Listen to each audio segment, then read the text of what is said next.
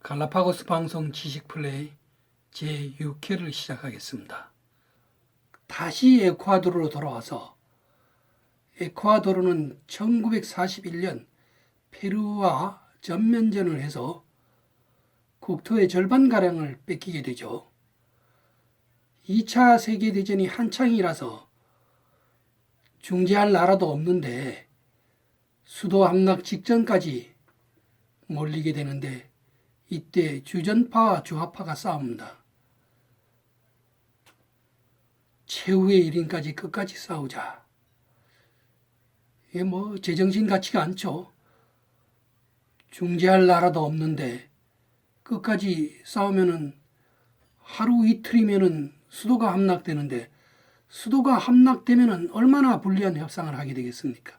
나중에 강대국들이 개입해서 중재를 하게 되더라도 이미 대통령이 붙잡히고 수도가 함락된다면은 절대적으로 불리한 협상을 할 수밖에 없겠죠.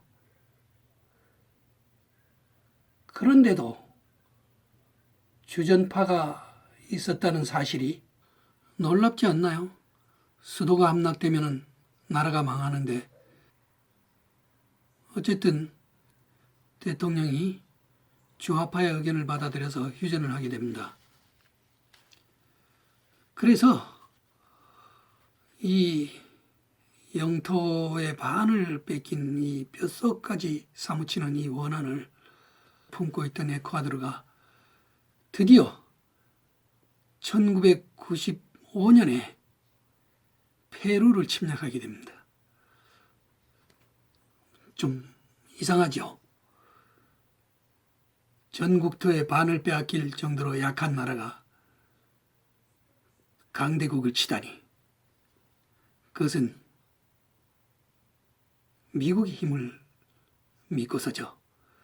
그래서 에콰도르는 전격적인 기습작전으로 빼앗겼던 땅의 20%를 되찾고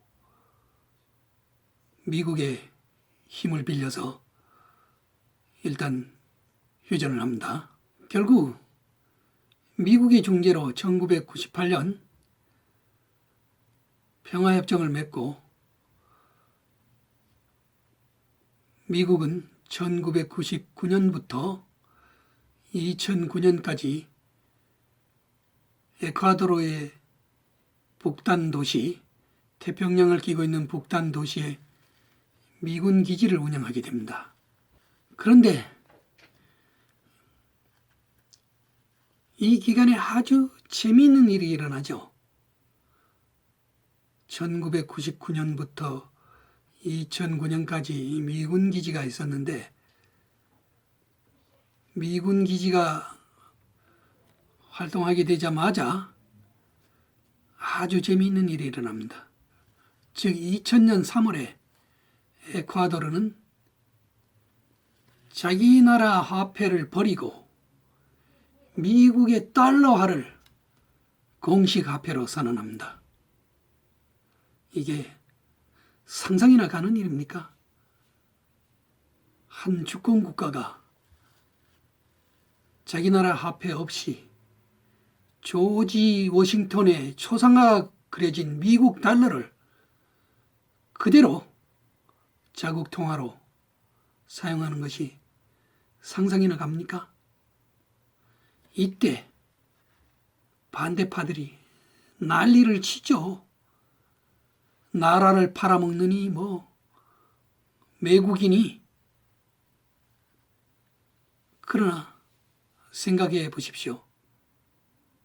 이때 에콰도르의 대달러 환율은 25,000대 1이 넘었습니다. 말하자면 지금의 베네수엘라로 가고 있었죠.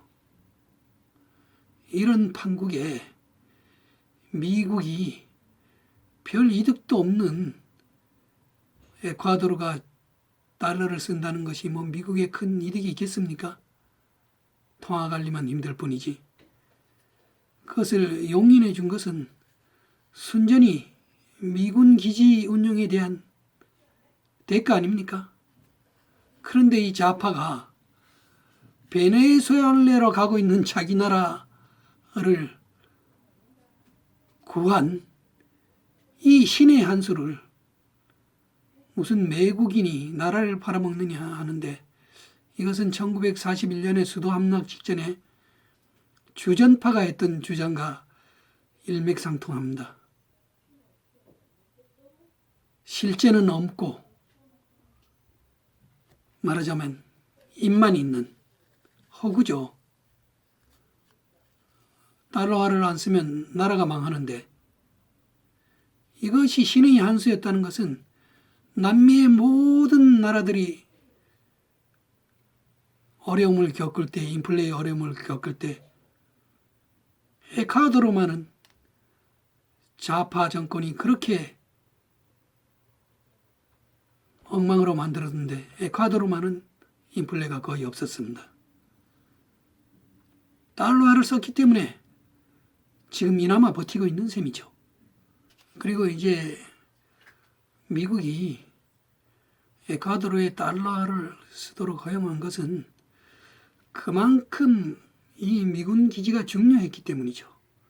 왜냐하면 이 미군 기지는 미국 플로리다에서 파나마 해협을 거쳐 에콰도르 북단 태평양을 지나 하와이를 지나 인도네시아를 지나 오스트레일리아로 연결하는 환태평양 그 길목에 있는 아주 중요한 곳이었기 때문이죠. 지금으로 말하면 중국의 1대1로 전략이나 비슷하지 않습니까? 태평양을 에워싸는 전략, 거기에 에콰도르가 필요했던 것이죠. 그리고 2000년 에콰도르가 모라토리움을 선언했을 때 미국이 이걸 받아줍니다. 에콰도르가 미국 채권에 대해서만 모라토리움을 선언합니다. 즉 미국 채권이니까 미국이 받아줄 수 있는 것이죠. 미국이 용인하면은 미국은 나중에 돈을 찍어서 해결하면 되는 거 아닙니까? 결국 이렇게 페루를 침략한 친미 정권이 원래 빼앗겼던 땅도 되찾고 또 달러화를 국가 공용화로 쓰는 신의 한 수를 둠으로써 중남미 모든 나라에서 겪고 있는 경제적인 불안정을 덜 겪고 지금까지 버텨내고 있는 것인지도 모르겠습니다. 그 다음에 반미 정권이 수렁에 경제를 빠뜨린 데도 불구하고 말이죠. 그런데 이제 2007년에 등장한 반미 정권이 더 이상 미군 기지를 허용하지 않겠다고 선언하고 2009년에 내쫓아 버리죠. 그리고 10년 뒤에 아주 재미있는 일이 일어납니다. 지난 시간에 말씀드렸듯이 그 미군 기지들은 콜롬비아로 갔는데 콜롬비아는 10년 만에 OECD에 가입국이 되었고 에콰도르는 IMF에 구제금융을 요청하게 됩니다. IMF를 당하게 됐는데 그러나 이 IMF도 이 구제금융도 그냥 해주는 것이 아닙니다. IMF에 돈을 가장 많이 대고 있는 나라가 어느 나라입니까? IMF 구제금융도 못 받으면 나라는 망하는 것이죠. 어떤 물품도 수출할 수 없고 어떤 물품도 수입하기 어려운. 그러니까 이때 아주 재미있는 일이 일어납니다. 에콰도르는 무엇을 했을까요? 구제금융을 받기 위해서. 다음 시간에 말씀드리겠습니다.